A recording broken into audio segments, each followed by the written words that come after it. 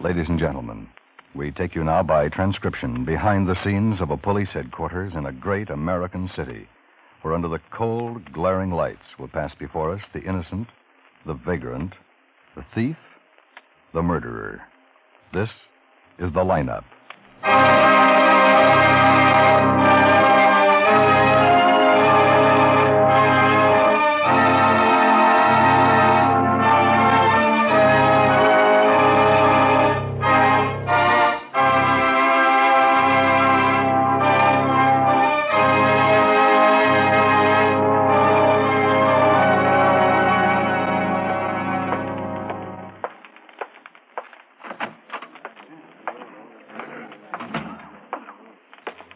Hi. Oh, hi, pal. See the wire on Pappas? No. Still owes him 7 years in Oregon. Armed robbery. Hold order on him from Chief of Police in Salem. Denver wants him, too. Same thing. Well, I'll be darned. Lippincott here yet? Yeah, Obler's up the front room. Over there. Oh. How about the others? Jensen, Romberg, Keffer, and Ramachenko. Full house, huh? Yeah. If all of Papa's victims showed up here, we'd have to hire the Civic Auditorium. Yeah. May I have your attention, please? You people out there on the other side of the wire in the audience room, may I have your attention, please? Thank you. My name is Cogger, Sergeant Pete Cogger. I'll explain the lineup to you. Each of the suspects you will see will be numbered. I'll call off a number, their name, and charge. If you have any questions or identifications, please remember the number assigned to the prisoner as I call his name. At the end of each line, when I ask for questions or identifications, call out the number. If you're sure or not too sure of the suspect, have him held. The officers who took your name will assist you. They're seated among you. Please be prompt with your questions or identifications. When the prisoners leave here, they're sent to the washroom and dressed back into their jail clothes. Makes it quite difficult to bring them back after they leave here. Now, the questions I ask these suspects are merely to get a natural tone of voice, so do not pay too much attention to their answers, as they often lie. All right, bring on the line. Okay, move it right along, boys. All the way to the end of Since the when to stage. hold it? I thought I'd try it. Yeah, that's New good. kind of filter. Now turn and face the front. You got a match? Take your hands out of sure. your pockets. Keep your eyes straight ahead. When I call Yeah, out Ben. your number, step up to the white Thanks. circle in the center of the stage. It's a big room out there, so talk right up when I ask you questions. All right, number 1, Andrew Damon, Grand Theft Merchandise. Right out the circle, Andrew. Tell us where you live. Jackson Heights, The street address, Andrew. 320 South Kilburn.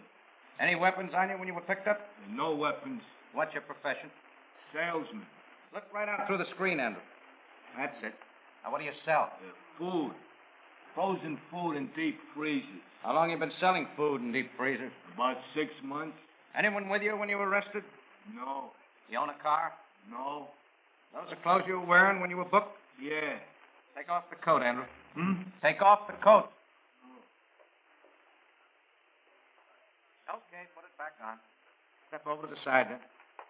Number 2, Bernard Clark's burglary. Oh, yes, sir. What's your address?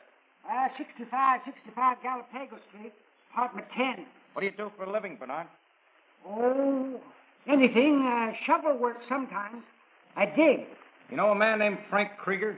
Oh, yeah, I know Frank. I've known him for a long time. Turn around. You see him in the line anywhere?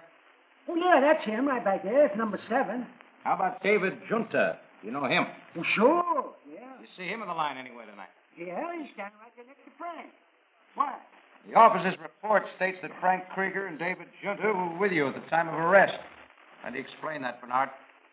Beats me, Sergeant. You know where they were, Bernard? Oh, sure. They were with the chickens. Where were the chickens, Bernard? We're in the chicken coop. You see, I was out front in the car, and they were in back loading up a few things when the prowl car drove up. But they weren't with you. They were in the chicken coop. Well, now you got it, Sergeant. Thank you.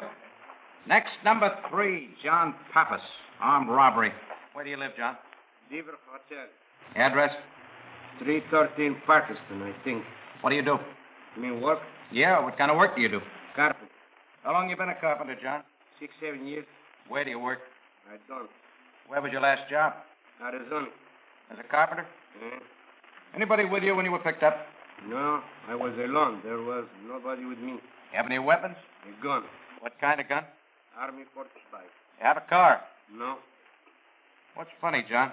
nothing. Why the grin? I was thinking of them guys in the chicken coop, I guess. Okay, John, step back. Sergeant Carger. Yeah. Number 3. Call for interrogation. Okay, Pappas, in that line. That does it. See you tomorrow, Klein. Asher can follow through on Pappas. Right, man. Up to the circle, Roger. Give us your home address. Ben. Oh, yeah, Bill. Got a minute? Sure. Get a make on Pappas? Yeah, there's enough for the district attorney now. Good. Come on. We might have a break on George Fresno. Fresno? Yeah, Broadway Division picked up Lawrence Sawyer half an hour ago. Parole violation. I think he'll help us to get Fresno. Well, how's that? Sawyer's got a wife and 2 kids now. He doesn't want to serve any more time.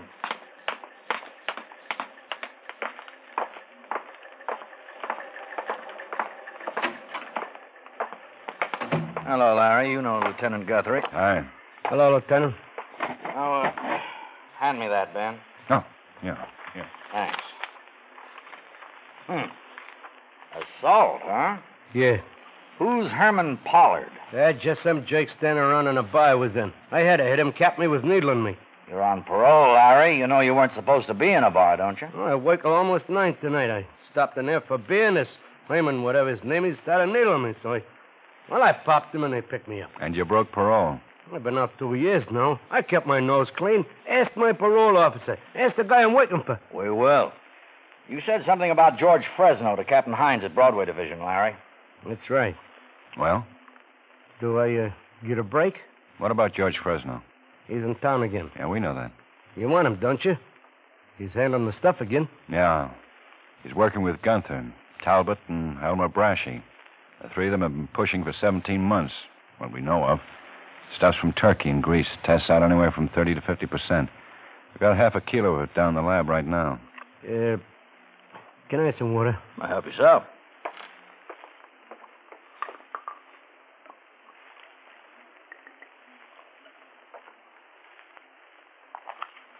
Sure dry. There. Look, I don't want to serve 2 more years for popping some guy in a bar. I did 11 out of my 13. 2 more years would break me up. Now, do I get a chance? We'll talk about that later on. I'll go on with this. I know George Fresno pretty good. Have you been seeing him, Larry? I ran into him a couple of times in the last year, but there was nothing wrong. I just ran into him. You sure that's it? The whole thing. Last week, I ran into him again, and we got to talking. He asked me if I had any contacts. He said he had a new shipment of pretty good stuff, and he asked me if I knew any buyers. Pushers looking for supply. Working with old-timers like Gunther, Talbot, and Brashy, he asked you? You never worked in dope, Larry. What are you trying to give us? I know it sounds screwy. You don't expect us to believe it, do you? Well, it's true, Lieutenant. So help me. And I think I got the pitch on it. Now, maybe I'm wrong, but Fresno's handling this load by himself without Gunther and Brashy. What makes you think that? Well, he told me to keep it under my hat. He gave me his phone number and said to talk only to him. And he wants you to help him get rid of it. Is that it? Well, he offered me the chance, just like I told you. Now, what'd you tell him? Well, I didn't want to take no chance, but I didn't want him to think I was turning up my nose. So I just told him I'd keep my eyes open. Doesn't seem right, him asking you, Larry, not when he's got his own contacts. Now, how long have you known him? You a good friend of his? Well, I met him when I was doing my bit up there. We used to meet in the library. But I known about him since I was a kid. He was running booze then, and we all know what he made and how he lived. Larry, a lot of people know George Fresno. A lot of people met him in prison. I still don't buy him asking you to make contacts. Well, you know what happened up there, didn't you? What do you mean? I guess he really wouldn't have had nothing to do with me unless it hadn't happened. You see, once in a dining hall, about 3 weeks before George got out, 2 guys jumped him. Yeah, we know. They began working over him with butter knives. You know the treatment. George is maybe 60 years old. He couldn't handle him. I happened to be standing right by, I give him a hand. I yelled for the guards, and otherwise the guy might have been killed. I guess he liked me for it. Anybody else in on it? There were other guys around, but nobody else helped him. He wasn't liked. Yeah. But you helped him. That's right. I helped him. That made you a pretty good friend of his, huh? That's right. And now you want to help us get him. Yeah. How do you suppose George would feel if he knew you were down here talking to us like this, Larry? Who cares how he feels? Well, I care. Maybe some of his friends, Larry? Those guys who handle heroin ain't got no friends. Gunther, Talbot, and Brashy? Maybe you could get them, too. They don't worry me, neither. If all that worries me is keeping my job toting them centuries of cement every day, I don't want to go back to prison. I had enough. I stepped out of line tonight when I smacked that guy. I'm willing to get back in line and stay there. You guys got a smoke? Sure.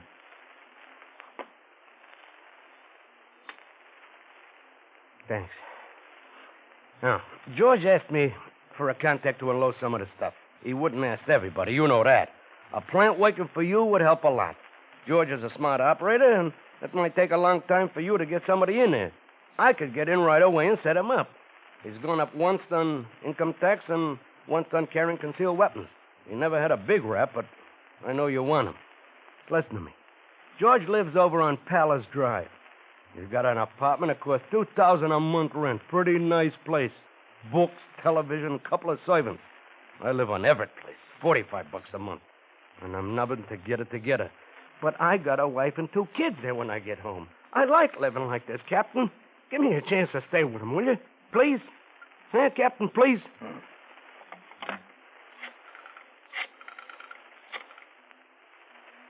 Harry? This is Waldo. I want a package on Lawrence Sawyer. Yeah, everything. Check the parole office. That's right away. Yeah, bye. If you're clean enough, we'll give you a break, Larry. Okay, Ben? Come on. Where? Well, what happens now? You're still under arrest for assault, Larry. We'll book you in for the night.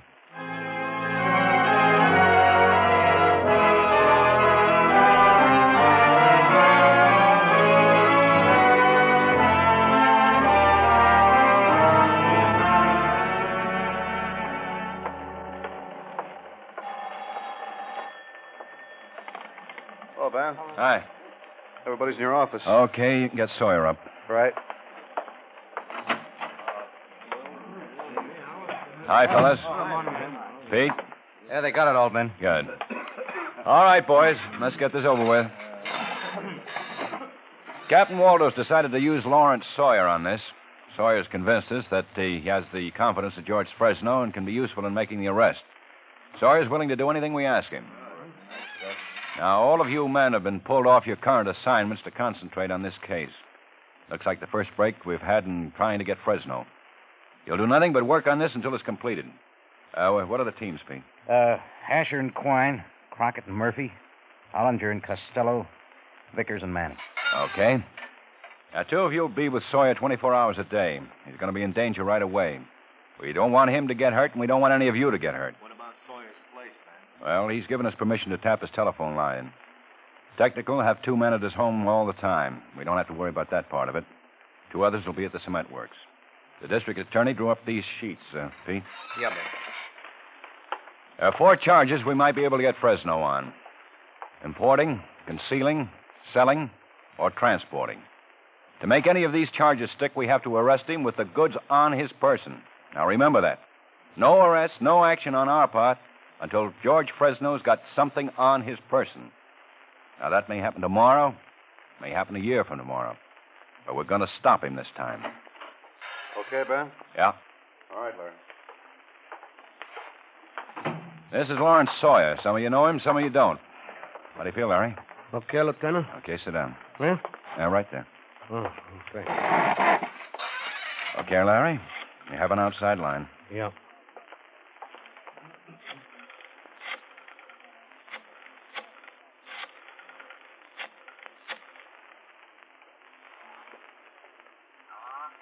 George, this is Larry.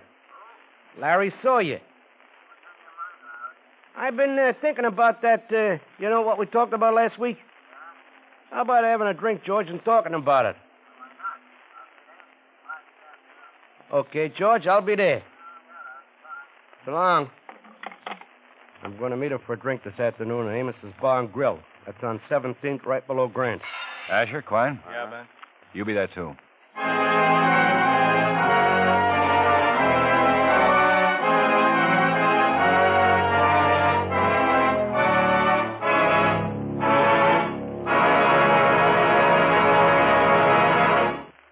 Outstanding musical events to listen to every Sunday on CBS Radio are 2 of radio's most respected programs, the Symphonette and the Choraleers.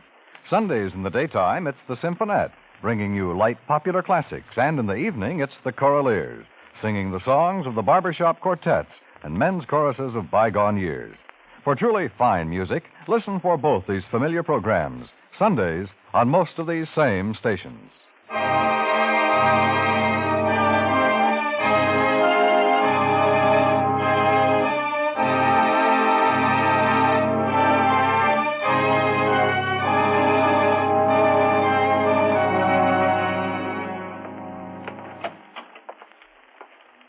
Morning. Morning, Ben. Hot out. Yeah. 3 weeks now, Ben. Yeah. It's going slow. What happened last night? Sawyer met Fresno again. We talked about price. And that's about it. What's the holdup, Ben? Well, Fresno's cagey. Sawyer's arguing on price. It's the way it works. I wish we'd get something. Business office on me about all the men I'm using on Now, this. take it easy, Bill. Maybe this wasn't such a good idea, putting Sawyer in as a plant. He's talked with Fresno 3 times now, and he's set up nothing. Well, it takes time. Brashy and Talbot don't like Sawyer. Who's running that show? Fresno. But he listens to them. Sawyer thinks he might get somewhere this week. When's he seeing him again? This morning. Well, Ben, we'll give it to the rest of the week. After that, close down. Just 2 men on. Oh, Bill. Can't help it, Ben. They're on me. Waldo. Okay, thanks. Keep in touch. This might be it, Ben. Yeah, how's that? Fresno agreed to sell Sawyer a full kilo of heroin this morning. Sawyer thinks we can set him up.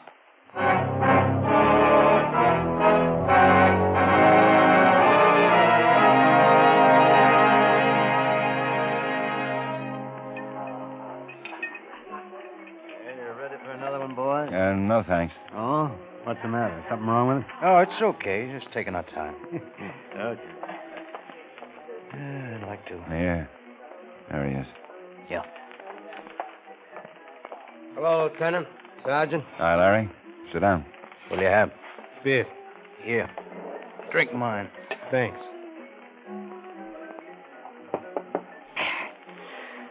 Sure good. Well, how'd it go? Well, he's willing to sell some of it to me. Give us the whole story. Well, you know how I've been after him. I didn't push too hard because I didn't want him to get suspicious. Think, something's wrong. Today I brought it up. I told him I had a client in town who'd take some of the stuff. Yeah? Well, we've been arguing about price all this. He said he'd have to go 8,000 straight. I tried to make it look good and argued for 7,500. Well, he finally made a deal. 78. A full kilo? Yeah. He beefed me up about how high grade it was. 65%, he said. I told him my client would like that. Hey, look, I'm going to need some cash. What's the deal? He'll want to see $700-800 before he shows me anything. I know that. I try to argue him down, but he wants it all in cash. And I got to have it. Well, you'll have it. When's the delivery? Well, I'm supposed to meet him at the corner of Albion and 6th at 9 o'clock tonight. He say he'd have the stuff with him? No, he didn't. And I didn't ask him. He's pretty cagey. It may be a running around testing me. I don't know. Oh, I shall be glad when it's all over. Who was with him when you talked? Talbot and Brashy. I was wrong thinking this was something George was handling just for himself. They're in on it, too. Are they going to be there? I don't know. Did you tell him who your client was? I did it just the way we talked about it. I just said it was a friend of mine from California. He asked me for a name, and I told him I'd rather not say. We let it go at that. He was more interested in arguing about money than anything else. 9 o'clock, Albion and 6th, huh? That's it. Okay, Larry. Yeah. Thanks for the beer, Sergeant. Yeah. Hey, you know something? What? That guy'd kill me if he knew what I was up to. Well, you've known that all along. Yeah, but I just began to think about it a minute ago.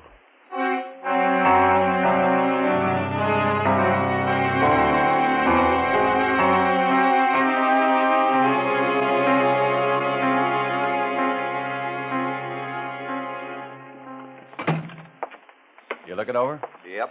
Doesn't look like too much of a problem, Ben. Straight intersection, filling station on one corner, apartment house across the street, another on the opposite corner, and a vacant lot. What about the apartments? Well, we checked around as much as we dared to. Didn't find anything. Brashy lives over in Pershing Heights. Talbot's got a hotel room in the Dayton. Some of the others could be living around there. Yeah, but we don't know anything about them if they do. How about the filling station? Oh, it's independent. Guy who runs it's been in business 17 years. I checked his help, all clean. Okay. I want one car parked on the street in front of the vacant lot, another one on the filling station. You can set Crockett and Murph up inside one of the apartment buildings and Ollinger and Costello in the other. Okay. Now, this may be just a starting point. I'll have a radio control set up right in the area. Sawyer has to get in the car with Fresno. We'll follow. Who's going to handle that part? Pete and I'll be in the command car. If he moves out, we'll move after him. But we'll want somebody ahead to pick him up. I can't risk tailing him very long. Yeah. We can all start at 6. Well, that should give us plenty of time, I guess. Been a change, Ben. Yeah, what? That was Ollinger. Fresno just called Sawyer about tonight. The delivery off? Fresno's worried. He wants to meet Sawyer's client.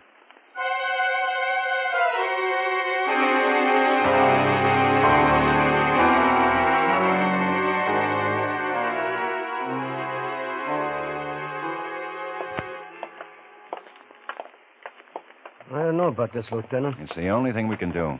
But I don't know. Maybe he'll recognize you. No, he's never seen me. What about Brashy and Talbot? They've never seen me either. You ever been to this place before? No, it's just the address he gave me. Hmm. I tried to hold him off. Yeah, I know. He's sure suspicious. Okay? Yeah. Lieutenant, Yes, sir. did that Sergeant Cargan Quine in that car across the street? What do you think? Are you? Yeah, George. This is my friend, Paul Younger. Hi. Come on in. Thanks. In here. Yeah. I get you boys a drink? Yeah, sure. Bourbon be all right? Fine. How about you? Okay, George.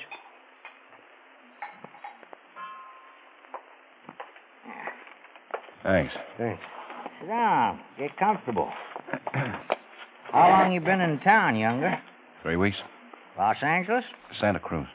Where you staying? Friends? Anybody I'd know? I didn't ask him. Look, Sawyer, you said this was all set up. What's the shakedown? Well, he just wanted to meet you, Paul, that's all. Yeah, I gotta be careful. So do I. Do I get delivery tonight? No. Okay. That does it. I gotta catch a plane. Hey, wait a minute, Paul. Wait for him. I can buy elsewhere. I don't have to go through this kind of thing. I don't know you from Adam. Well, that's the way I like it, Fresno.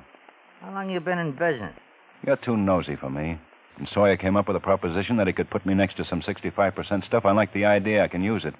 I'm willing to pay the dough. But not this kind of thing. If you want to do business, we do it right now. No more questions, no more stalling. What do you say, Fresno? You, got the money? Show him. Yeah. This is it, George. I'll take half right now. You can give me the rest when the stuff's delivered.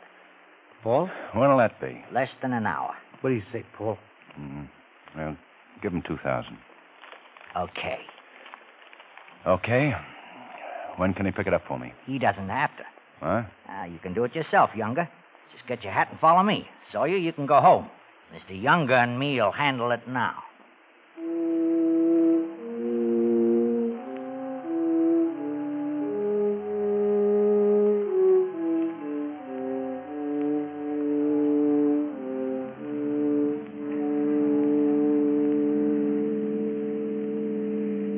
Larry's a nice boy, Mr. Younger.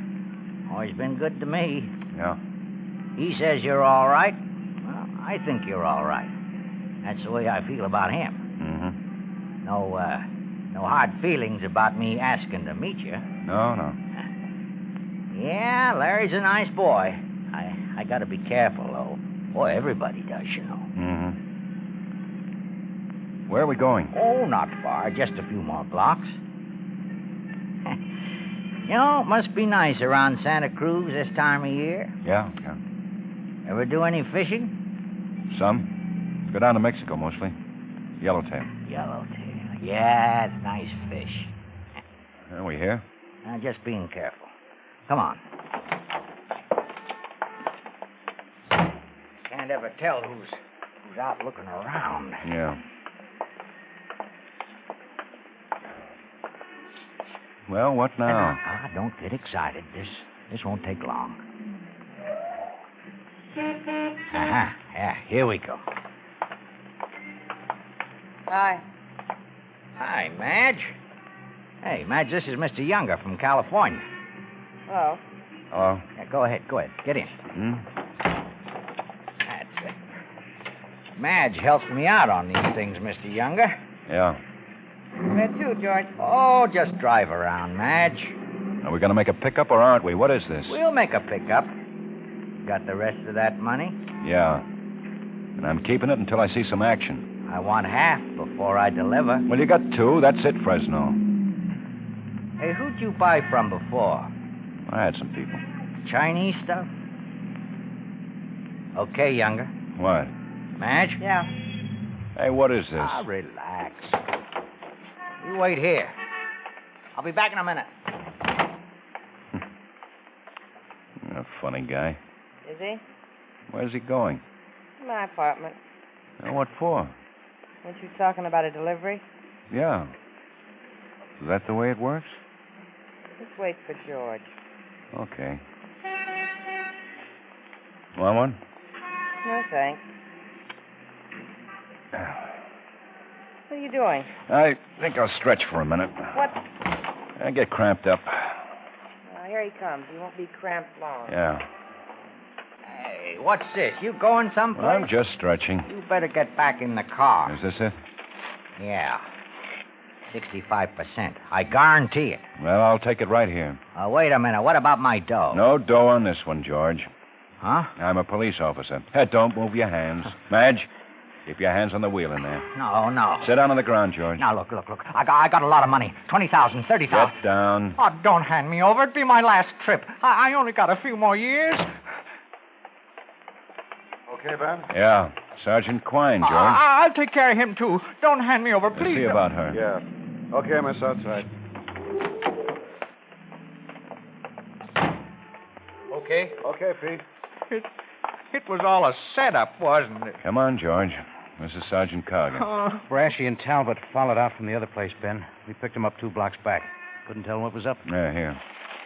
$7,800 worth. Look. What good does it do to get me? I'm an old man. I'm washed up anyhow. It'll stop this. I'll die there. Yeah? You probably will, George. Let's go.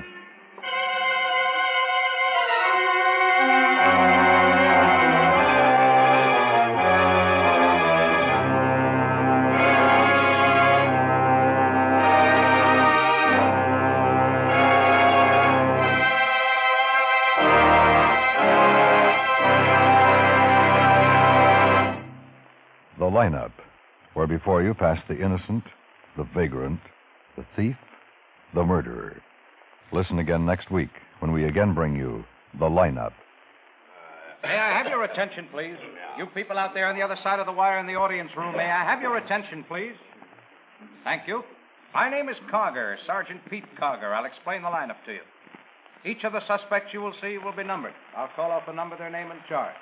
If you have any questions or identifications, please remember the number assigned to the prisoner as I call his name. At the end of each line, when I ask for questions or identifications, call out the number.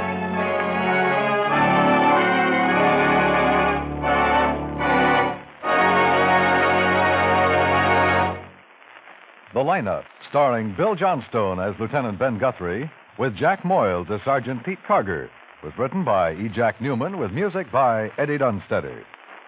Featured in tonight's cast were Hy Everback, Peter Leeds, Howard McNear, Benny Rubin, Joseph Kearns, and Virginia Gregg. The lineup was transcribed in Hollywood by Jaime Del Valle.